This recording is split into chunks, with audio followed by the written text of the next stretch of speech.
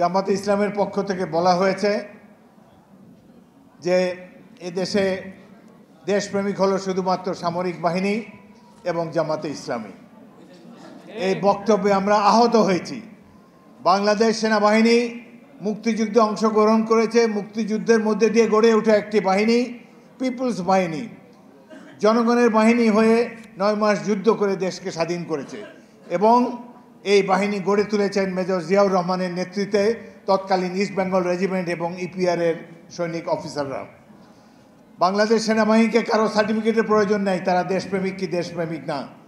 তাদের অতীত ভূমিকা, 71-এর ভূমিকা, বর্তমান ভূমিকা, প্রত্যেকটি ভূমিকা সাক্ষ্য দেয় তারা সব সময় জনগণের পাশে ছিল, ভবিষ্যতেও জনগণের পাশে থাকবে।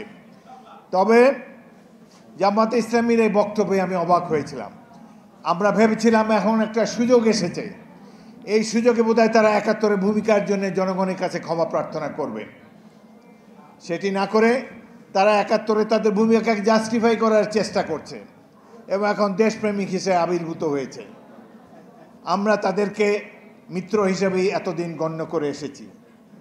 তাদের উপরে যখন অত্যাচার নির্যাতন চালিয়েছে ফ্যাসিস্ট বাহিনী, আমরা তাদের সাথে সহমর্মিতা জানিয়েছি।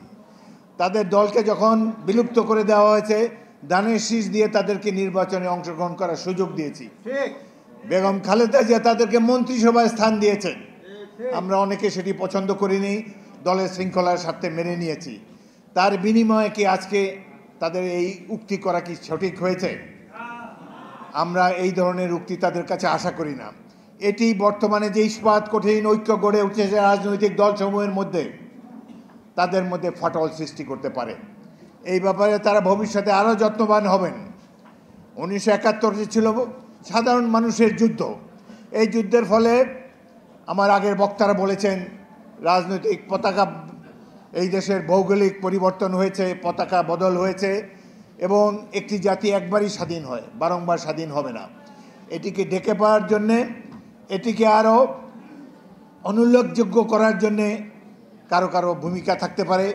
বিশেষ করে 71-এ মুক্তিযুদ্ধে যারা এর বিরোধিতা করেছিলেন, তারা হয়তো তাদের কালিমা মুক্ত হওয়ার জন্যে এই মহান স্বাধীনতা যুদ্ধকেই তারা অবমূল্যায়ন করার চেষ্টা করতে পারেন।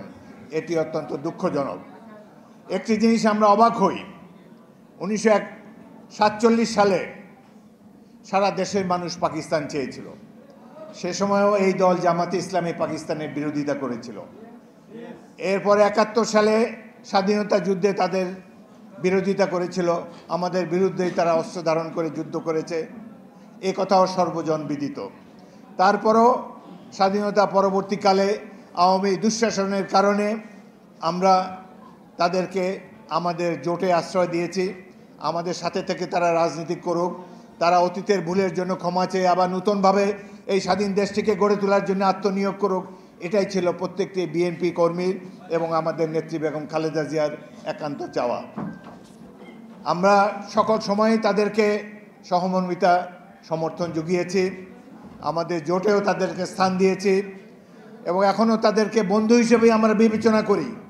তো এই মুহূর্তে যখন বিএনপির বিরুদ্ধে বিভিন্ন অ্যাঙ্গেল থেকে ষড়যন্ত্র শুরু হয়েছে, এ সময় তাদের এই ধরনের বক্তব্য, তারা দেশপ্রেমিক, শহীদ জিয়া এবং তার দল বিএনপি দেশদ্রোহী, এই ধরনের ইঙ্গিতপূর্ণ বক্তব্য আমরা ঘৃণা করে প্রত্যাখ্যান করছি।